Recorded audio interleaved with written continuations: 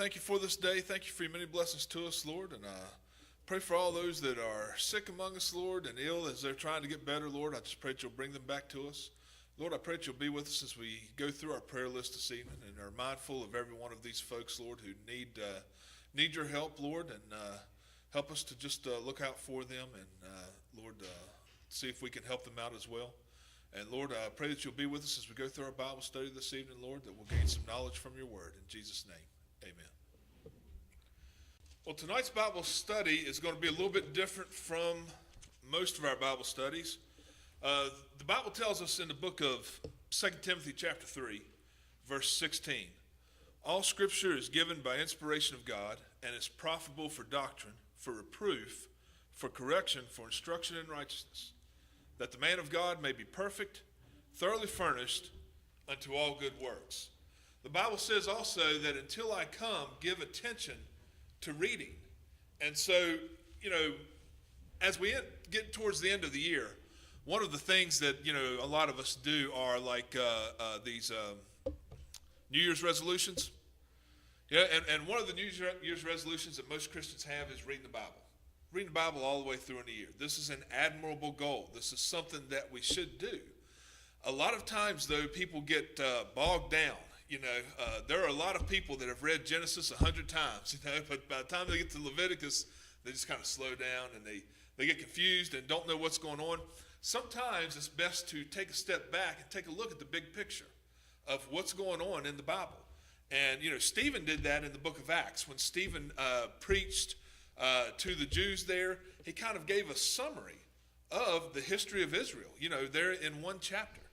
So what I wanted to do tonight, and then next week I think we're having a business meeting, and then the following week I'm going to cover the New Testament. But tonight I want us to take a look at the Old Testament and take a look at the chronology of the Old Testament, how it works, how it fits in, where the books go in context. Because a lot of times when people are reading the books in the Old Testament, they will misunderstand some things because they don't know where it fits.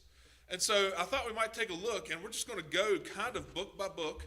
We're going to read every verse and no, we're not. But we're just going to kind of go book by book and kind of discuss the books a little bit and where they fit in the larger scheme of the Bible. And there's a lot of good things that you can get out of something like this.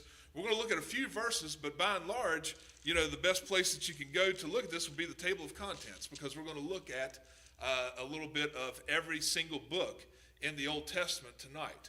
Just a little bit about where they fit in.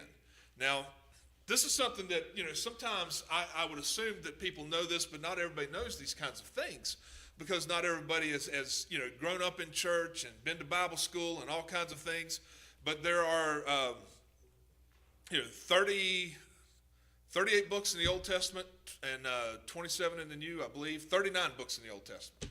I must have missed one there. 39 and 27 in the New, for a total of 66 books. Okay, now the Old Testament is broken down into 4 sections. Maybe 5 sections. You have the first 5 books of the Bible, that are kind of their own. It's called basically the law. But that is also part of the rest of that section, which is the historical books. Then you have a break and you have the poetic books. Then you have the major prophets, and then you have the minor prophets. And each one of these sections goes basically in chronological order. But, basically like at the end of the historical books, then you reset to the book of Job, which is not a chronological book. It's the first book of poetry. But in the books of poetry, it is, the first book written. And so that's kind of the way this is structured. In the major prophets, you have Isaiah, which is not chronologically before the books in front of it, but it is chronologically the first book written of the major prophets. So if we take a look at some of these and just kind of see, where these things fit in, basically we're going to start with the book of Genesis. Genesis chapter 1, verse 1 says, "In the beginning God created the heaven and the earth." So the book of Genesis starts with the beginning. Now, this may or may not be the first book ever written in the Bible. The first book a lot of people believe that was written in the Bible was the book of Job. The book of Genesis was written by Moses, who doesn't come along for hundreds and hundreds of years until, about the early part of the book of Exodus. It's where he comes along. But he wrote the book of Genesis. And God basically, when he called him up to Mount Sinai, God gave him all of this stuff. He was up there for a long time, and God gave him the books to write down and that kind of thing. So basically, Genesis is split into really a couple of sections. And it's interesting, we don't really think about it, but if you go with me to, like, for example, Genesis chapter 6.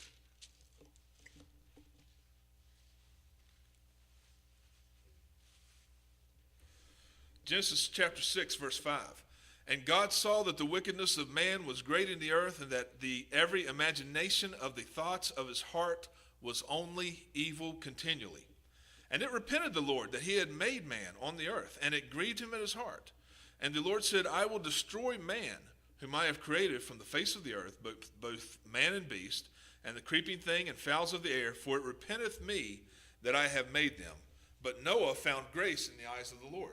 Now, Genesis basically takes us from the beginning of our earth to the founding of the nation of Israel. That's the time span there. But, the first 6 chapters of Genesis, actually, which go right from the founding of the earth up to the flood, actually covers in a time span about 30% of the entire Bible. It's about 2,500, 3,000 years that are covered there. Because if you look through the genealogy, this was a totally different world than what we are used to. The men lived, at least the men listed here, and the women too, probably, lived to an average of 900 years, before they died. So you have these genealogies of people who lived, 900 years, had tons of children, all sorts of things like that, populated the earth very fast. Men lived a very long time. There were a few things about the beginning of history that God said, this, I'm gonna have to hit the reset button. I'm gonna have to make a change. Number one, before the flood, God did not institute really any laws. You don't see any. He basically put us on this earth and said, there you go. He told Adam and Eve, dress it, take care of it, it's yours. Okay, so there was no death penalty instituted, anything like that. And, of course, Cain killed Abel. And Cain was not put to death or sentenced to death. And there were other people that actually, Lamech killed somebody. It's written in the first part of Genesis. And there was no consequences, to his actions. And we get to a point where people are living this real long time, and the earth is filled with violence, and God says, this is not going to work. So he says, I'm going to hit the reset button. We're going to start over again with Noah and his family. So, we are all, we're descended from Adam. We are all also descended from Noah, because God hit the reset button. He destroyed the earth with water. And then, Noah and his 3 sons, his wife, their 3, the 3 sons' wives as well. So there were 8 people, went on the ark, came off the ark. Okay, so at that point now, then God says, we're going to have some rules. Didn't work the first time. At this point, he does. As soon as Noah comes off the ark, he tells him, he says, whosoever sheds man's blood, by man shall his blood be shed. So he institutes the death penalty. He institutes, some rules, some restrictions. He says, man's now going to live for 120 years, because when man lived for 900 some years, the thoughts of his heart seemed to be evil continually, so he had sorts of problems. So he shortened the lifespan of man. So he made some changes after the flood. And then we get to Genesis chapter 11, where we have the Tower of Babel. Here God sees another issue that he's going to have to fix, because in Genesis chapter 11 with the Tower of Babel, everybody all over the earth, God says, be fruitful, multiply, spread across the earth. Well, everybody just hung out in this one spot. Everybody spoke the same language, and they said, we're going to build a tower to heaven, and we're just going to become this great people. And they were not doing what God wanted them to do, so God said, it's time to confound the language of people, which is why we have multiple languages today of human beings, because God confounded the language. Now we have all these different languages spoken in order to force people to spread out. So then, that's basically the section of early history that's covered there, Genesis chapter 1 to Genesis chapter 11. In Genesis chapter 12, we see Abraham is introduced onto the scene. So Genesis chapter 12, I'll just read for you. Genesis chapter 12, verse 1. Now the Lord had said unto Abraham, Get thee out of thy country, and from thy kindred, and from thy father's house, unto a land that I will show thee, and I will make of thee a great nation, and I will bless thee, and make thy name great, and thou shalt be a blessing. And I will bless them that bless thee, and curse him that curseth thee, and in thee shall all families of the earth be blessed. So God chooses Abraham and his nation, the nation of Israel, to basically spread the gospel through the world, to be the ones that, he gives them a job to spread the good news of the coming Messiah throughout the world. And, Jesus Christ, of course, is going to be from this nation. Some people get a little bit of this confused. This is just because God chose this nation. He chose this nation for a job, and he chose Abraham for it. And then, of course, Abraham's grandson, Jacob, is actually the founder of the nation as his name is renamed to Israel. So he does this, and he gives him this job. But it's not that, a lot of times Christians misunderstand and think that just because someone's Jewish, because they're God's chosen people, they're going to heaven. God chose the nation of Israel for Jesus Christ to come out of, and in Abraham, all nations are going to be blessed, but you still have to be saved to get to heaven. Whether you're a Jew, whether you're not a Jew, whether in fact, the word Jew doesn't even come along until we get into the book of 2 Kings. So, we see that there. And so the nation is founded at the end of the book of Genesis. Okay, so now we go to the book of Exodus. And in Exodus, we see where we have, basically all of the Exodus kicks off. Let me go to Exodus. Kicks off with sort of a list of all the people that are in Egypt. So Genesis stops with basically all of the generation of Joseph and his brothers dying off. And then we have a gap of about 280 to 300 years. And then we have the book of Exodus starting right there then. And the book of Exodus starts with the children of Israel becoming a powerful nation inside of the land of Egypt. And, of course, Pharaoh is not happy, about this. It says there that in verse 8 of chapter 1, now there arose up a new king over Egypt, which knew not Joseph. And so he enslaves the children of Israel. Okay, and so then the children of Israel leave, Egypt. So in Exodus, we have basically the 10 plagues. That's a famous event in the book of Exodus. And then also the 10 commandments, because as soon as they leave Egypt, they gather at Mount Sinai, and that's where God gives them the 10 commandments and that kind of thing.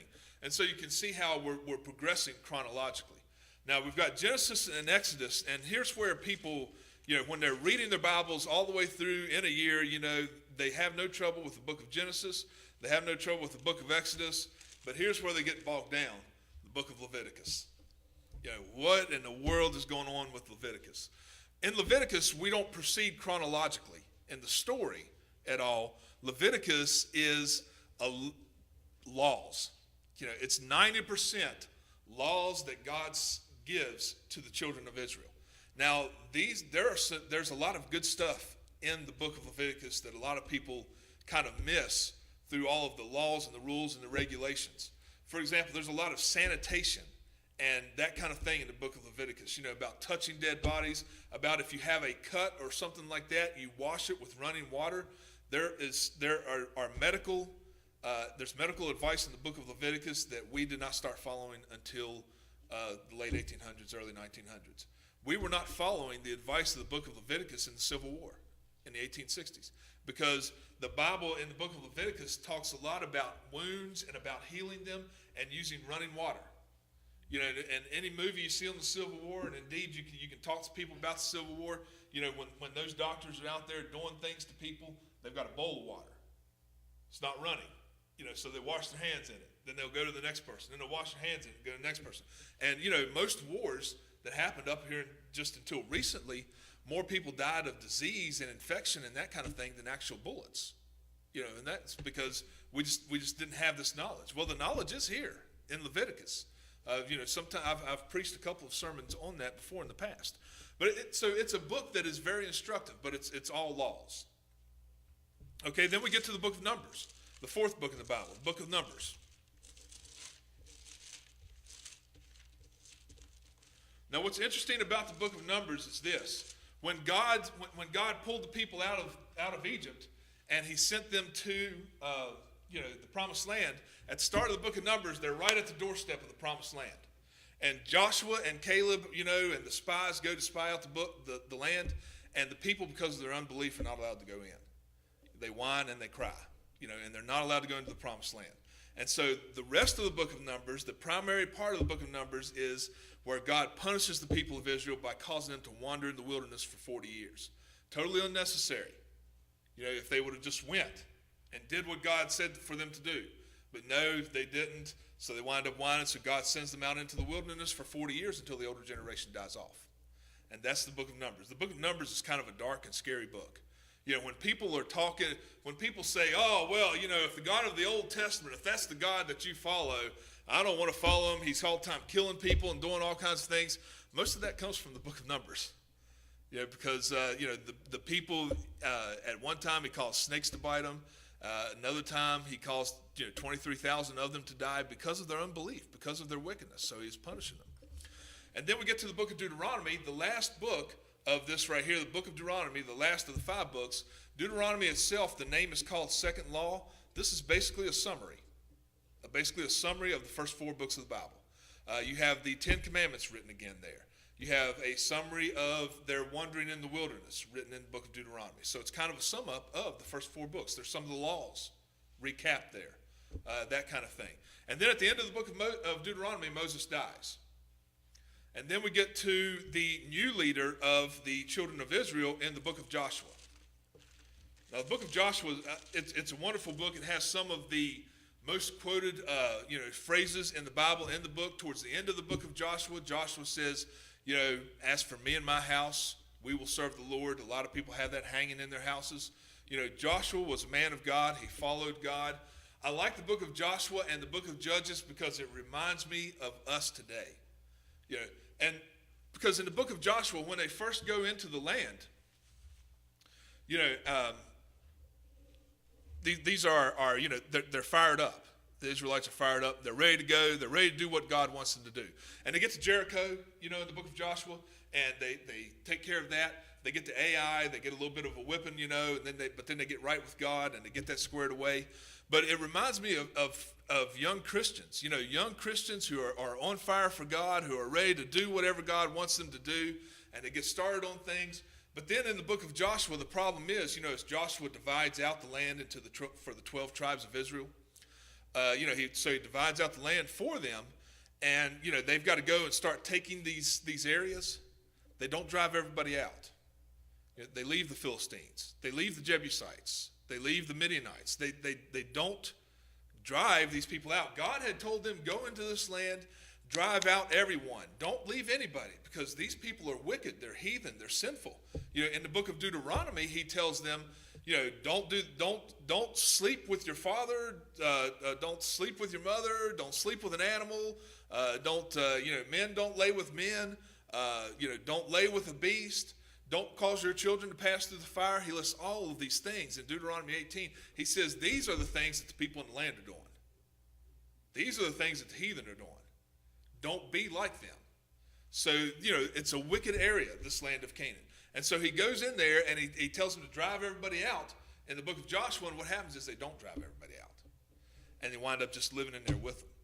And no person in the world who's a Christian has been able to get all the sin out of their life. God says you need to get a sin out of your life, but some of that sin just keeps on hanging around and hanging around. And what happens? You become like, the book of Judges. The book of Judges, one of the darkest books in the Bible. The very next book, the book of Judges, it's one of the worst stories that you will find in the Bible. The story that will make your skin crawl is found in the book of Judges 19. That's a rough story right there, where basically this guy he has his concubine. He goes to this man's house. A bunch of the people, the Benjamites, go knock on the door, say, bring this guy out so that we can know him. And they send out this concubine instead. They know her all night. Basically they have their way with her all night, and then she crawls up to his door the next morning. The guy comes out, he sees his concubine there, he tells her to get on her horse and let's go. Doesn't seem to be any carrying or anything like that at all. She doesn't move. Turns out she's dead, so he cuts her in 12 pieces, and he sends her to all the parts of Israel and says, this is what the Benjaminites have done to my concubine. Everybody gathers up, and they almost completely wipe out the tribe of Benjamin. That's all found in Judges 19. So it's kind of a rough place there.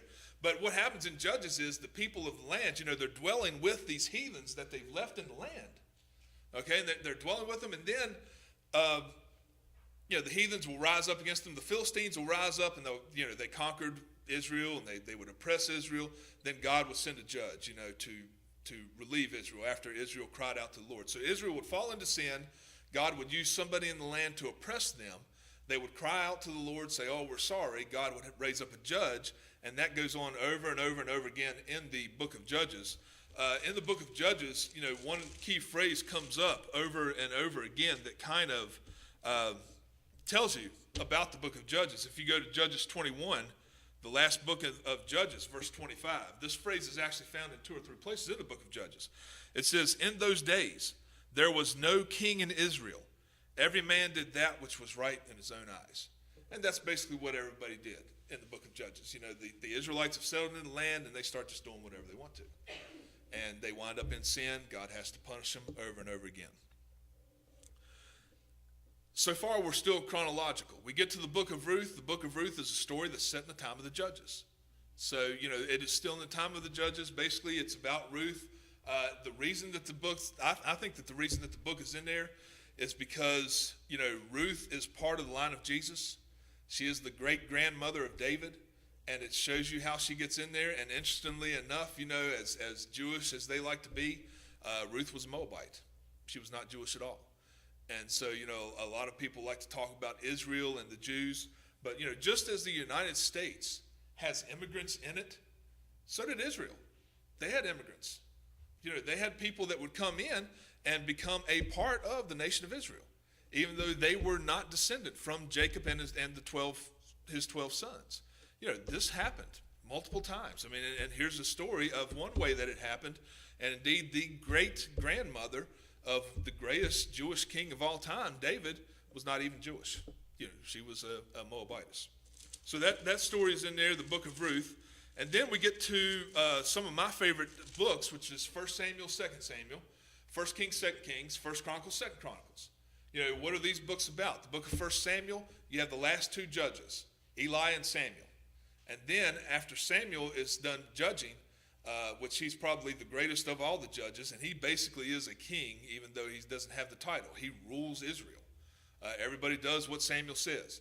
When Samuel's getting old, the people rise up to Samuel and say, "We want a king like everybody else." And, God says, "Well, they're not rebelling against you, they're rebelling against me." So God gives them a king, King Saul. And King Saul is also in 1 Samuel. At the end of 1 Samuel, King Saul dies. And then 2 Samuel, interesting, the book is named 2 Samuel because Samuel's already dead by this time. 2 Samuel is all about the reign of King David. And then we get to 1 Kings. 1 Kings, the first part of 1 Kings is about the reign of King Solomon.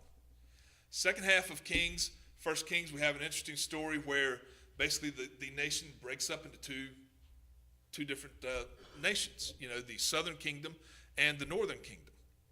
And then 2 Kings is a continuation of that all the way until the captivity in Babylon.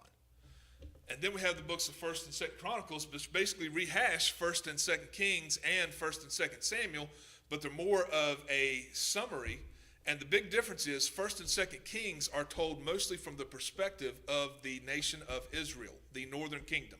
That is where Elijah and Elisha the prophets in 1 and 2 Kings were part of that nation. And then in 1 and 2 Chronicles, that's told mostly from the southern kingdom's perspective, the kingdom of Judah. 1 and 2 Kings has a lot of bad things going on because 1 and 2 Kings is told from the northern perspective. The nation of Israel, which had no good kings. All of their kings were against the Lord. This is where you had Ahab. This is where you had, just a lot of bad kings. Every one of them, they did not follow the Lord, but they followed after Jeroboam, who set up the golden calves. So then the southern kingdom, though, they had some godly kings. They had King Hezekiah. And so the southern kingdom actually had a lot of Israelites in it because, at this time they kind of interspersed. Hezekiah at one point invited a lot of the Israel, whoever wants to come and be a part of the southern kingdom, come on and join us. So that covers 1st, 2nd Samuel, 1st, 2nd Kings, and 1st and 2nd Chronicles. And these books are historical books that go right up to the time that Assyria and Babylon come and take away the northern kingdom and the southern kingdom. And at the end of 2nd Chronicles, basically you have the end of the nation of Israel and the end of the nation of Judah for that time. So the next few books, Ezra, Nehemiah, and Esther, are books that cover when the nation comes back after 70 years of captivity.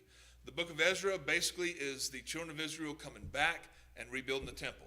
The book of Nehemiah is basically the children coming back after the temple's built and they rebuild the nation of, the city of Jerusalem and the walls. And then Esther is a story that sits right at the end, talks about the Jewish people that are still in exile. And there were a lot of them that were still in exile that never came back to Jerusalem, never came back to Israel, never came back to Judah. A lot of those people were still there, and Esther covers that story as well. Once you get to the end of Esther, you've gotten to the end of the historical books, and basically you have covered the entire history of the Old Testament.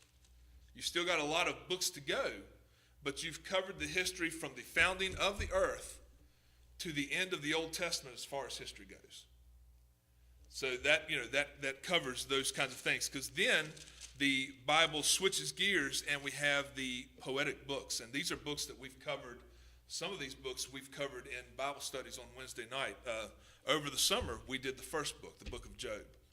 A lot of people don't realize, a lot of people think of the book of Job, and immediately the first thing that they think of is, Job and all the bad things that happened to him, and he was sick, and his friends came and they argued with him, and God said Job was right and his friends was wrong.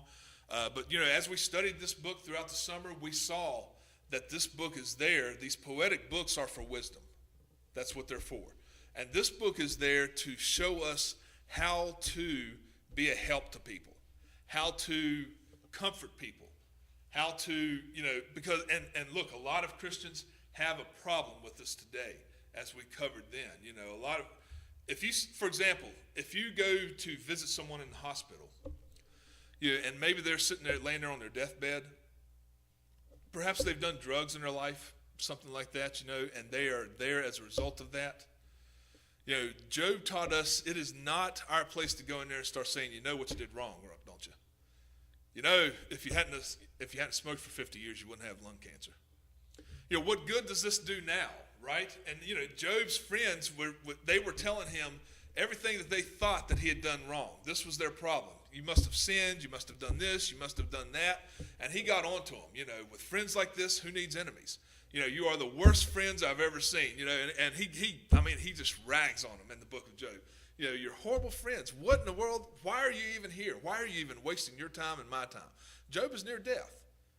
And none of his friends ever asked him if he wanted to drink water, if they could give him a pillow, nothing like that. And so we see why God then is so angry at his friends at the end of the book, because they're not showing any Christian love or anything to Job at all. They're just all about criticism.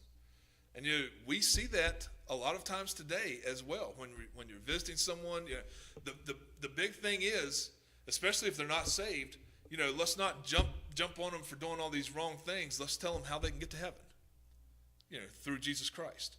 That's what we want to do. We don't want to, just pile on, in other words. And Job is an excellent book to show us that. And there's actually also in the book of Job, there's a lot of science. The earth hangs on nothing. There's a lot of, it talks about snow, it talks about animals, talks about all sorts of things. It's a very, scientifically accurate book. It talks about dinosaurs.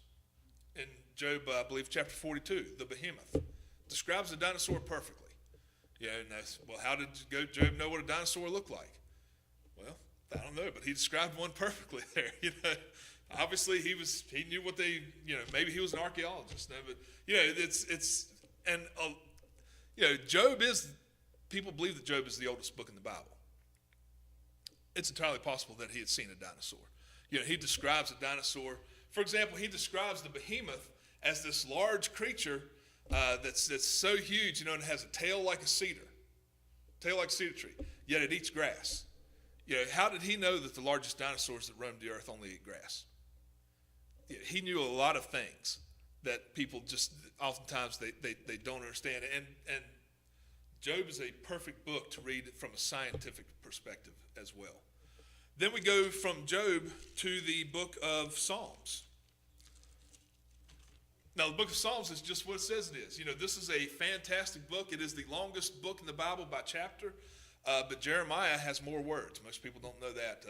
Jeremiah is a huge book as well.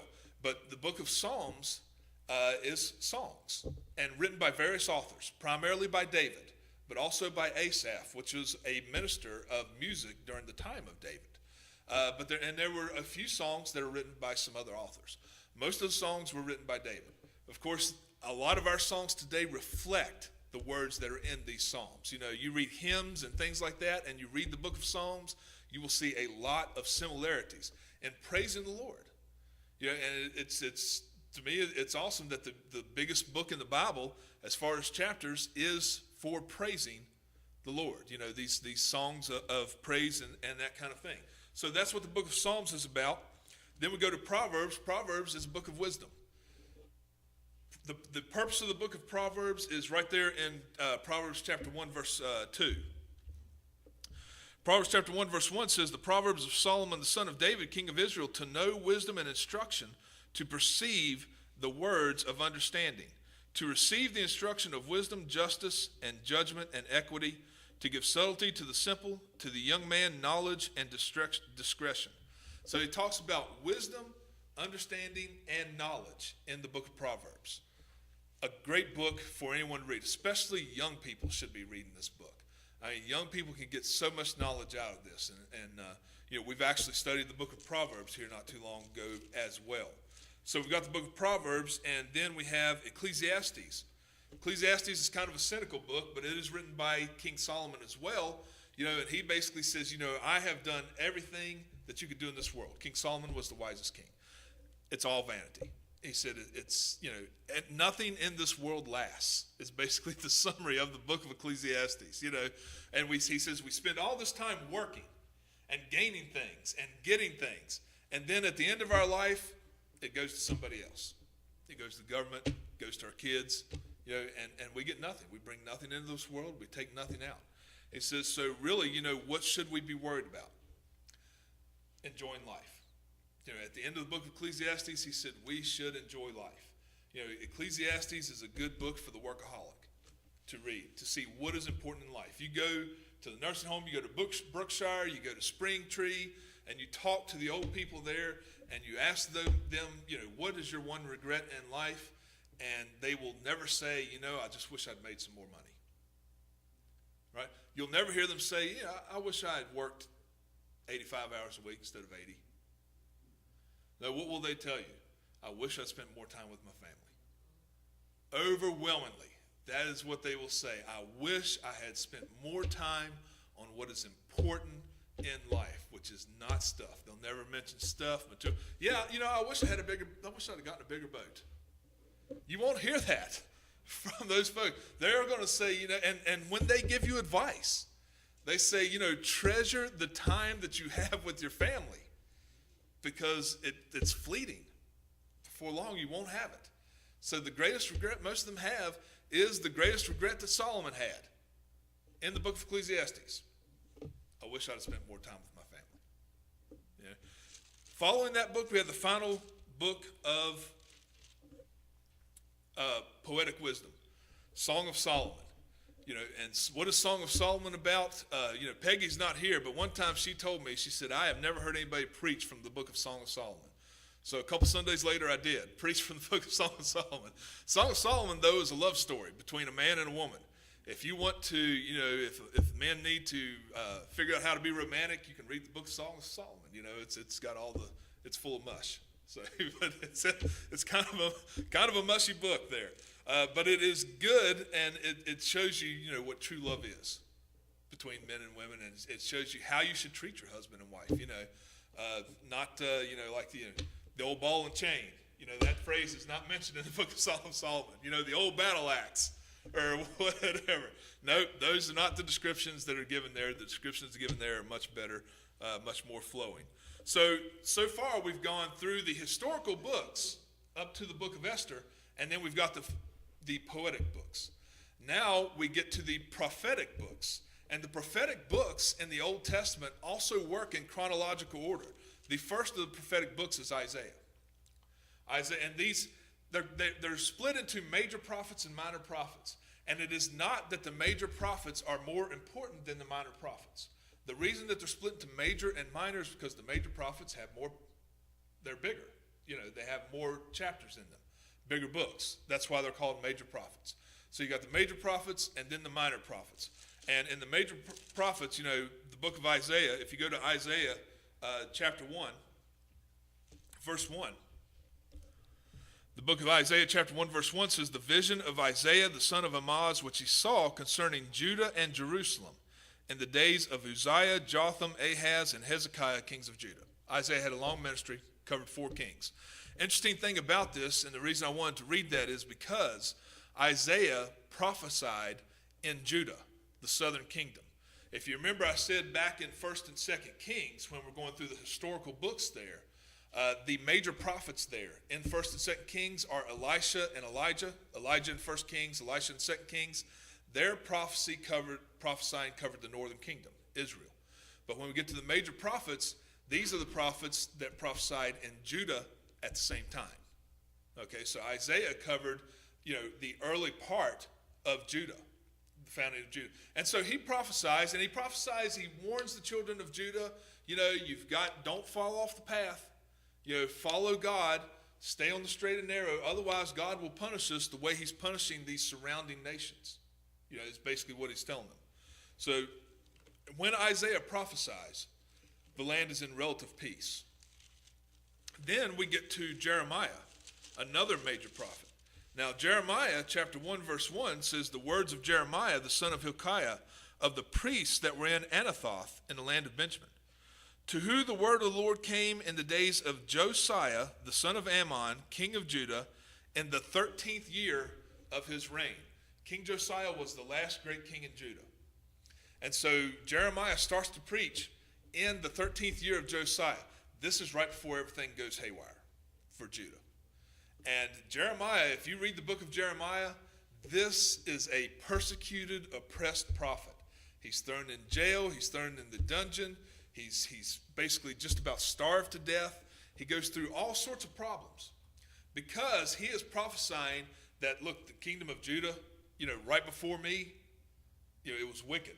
And God is now going to punish us. And no one likes to hear bad news. And the kings after him, Josiah did not want to hear bad news. But, we've got the 13th year of the reign of Josiah here. Within 30 years, the nation of Judah is gone. They're gone to Babylon. And Jeremiah is still alive at that time because Babylon comes and conquers Judah. And the end of Jeremiah says, they allow Jeremiah to stay in the land of Judah if he wants to. And he chooses to stay in there as an old man. So we can see where Isaiah prophesied in the land of Judah for a long time through 4 kings. And then Jeremiah also prophesies for a long time. But at that point, the land of Judah is no more. Babylon has come and conquered them. Okay, then you have the book of Lamentations, which is more of Jeremiah, a very sad man, obviously, because his nation has been destroyed. And so that's where Lamentations comes from, also written by Jeremiah. And then we get to the book of Ezekiel, one of the most confusing books in the Bible. The book of Ezekiel, which a lot of people don't quite understand. In the book of Ezekiel, chapter 1, verse 1, "Now it came to pass in the 30th year, in the 4th month, in the 5th day of the month, as I was among the captives by the river of Chebar." What this is Ezekiel is now part of the captivity. He's part of the captivity as an adult. And so he is, in the land of Babylon as a captive. What we'd have to understand about Ezekiel, because a lot of times people who study prophecy will turn to the book of Ezekiel and use it to justify the people of Israel coming back from captivity and starting Israel in 1948. I've heard preachers do that. That's not the case, though, with Ezekiel. When he prophesies coming out of captivity, it's like coming out of captivity that they're in Babylon, because he's a captive right now. Now, he does do a lot of prophesying, and each one of these guys, Isaiah, Jeremiah, Ezekiel, and Daniel, do prophesy about future events. Because in Ezekiel, you have the valley of dry bones, you have Gog and Magog, that kind of thing. But if you read that in conjunction with Revelation, you'll find out where that stuff fits into, end times prophecy. And I do have a sermon coming up where I'm going to talk about the book of Revelation, because that intimidates a lot of people. It's not that hard a book to understand. So we're going to cover that one Sunday here coming up pretty soon. Because a lot of times people get bogged down in the Bible, and they say, I would like to read the Bible, but I don't really understand it. Well, just kind of follow it along. It can make sense. There's going to be a lot of parts that you don't understand. If you're reading from Genesis to Revelation and you get to Ezekiel, the valley of dry bones, and Gog and Magog, you're not going to know where those things fit in. But as you continue reading, you get to the book of Revelation, you'll figure out, that Gog and Magog fit in the millennial reign of Christ, which hasn't even happened yet. Because there are a lot of people that say, well, where does Gog and Magog fit in? And they take you to the book of Ezekiel, and they say, well, these must be, Russia and the Russian alliance. I've heard that before, Gog and Magog. That's going to come after Israel. But here's the reality. In Revelation, Gog and Magog don't show up until the millennial reign of Christ, which is after the rapture. So, that then fits in with Ezekiel. And when you put that in that place, it does make perfect sense. So there's a lot of deep prophecy in the book of Ezekiel. Most of that has to do with the future, though, with the rapture and with the things that happen after the rapture. Things that certainly we can learn from. The final major prophet is the book of Daniel. And Daniel is actually almost with Ezekiel, but when Ezekiel starts, Ezekiel's already an adult. When Daniel starts, Daniel, of course, is a child. And Daniel prophesies for 70 years. And he, throughout the whole captivity, he prophesies. And then the book of Daniel ends, and now we have, the end of the major prophets, and we go to the minor prophets. Now, in the minor prophets, right after the book of Daniel, you have the book of Hosea. And in Hosea chapter 1, it says, the word of the Lord that came into Hosea, the son of Beeri, in the days of Uzziah, Jotham, Ahaz, and Hezekiah, king of Judah. This is the exact same time that Isaiah was prophesying, in the exact same place. So you have, God sent tons of prophets to Israel. At the same time, Isaiah and Hosea are both prophesying, both warning Israel at the exact same time. Yeah, and they're not heeding the warnings. But starting in Hosea, we proceed again through the minor prophets, and they basically fall right in line, right in order. One right after the other chronologically. So you have Hosea, you have Amos, Jonah, Micah, Nahum, Habakkuk, Zephaniah, Haggai, Zechariah, and then if you'll go with me to Malachi, the last book.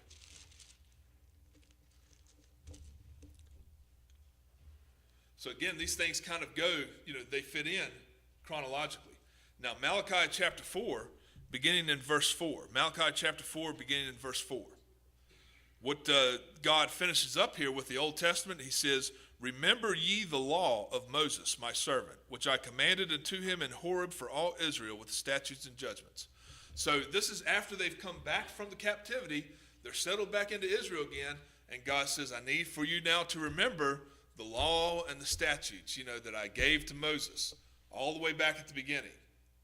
Okay, remember those things. And then in verse 5, he says, behold, I will send you Elijah the prophet before the coming of the great and dreadful day of the Lord.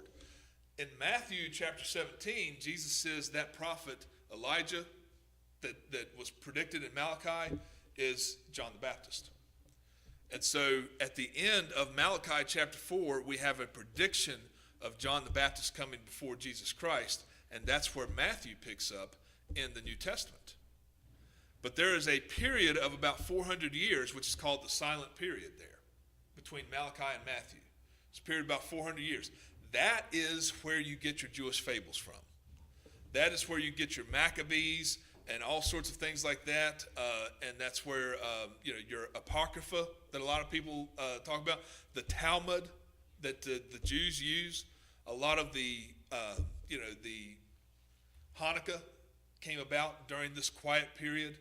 This is a period where Judaism is set up, and this is a period where you get Jewish fables that a lot of Christians follow today. A lot of Christians are influenced by today, but that stuff is not inspired by God because it's not in the Bible. There's a period there where there's this great Jewish influence.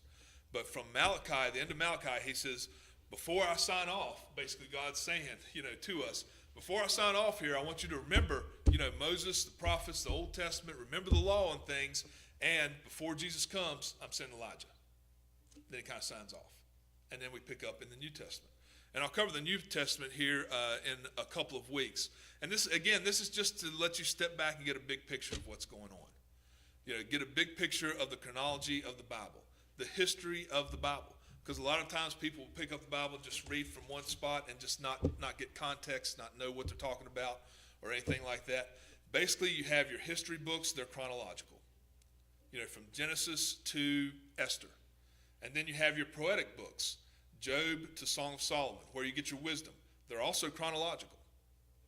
And then you have your major prophets, where you get a lot of the prophecy of Jesus Christ. You get a lot of prophecy of warning for God's people, again, chronological, and the minor prophets as well, chronological.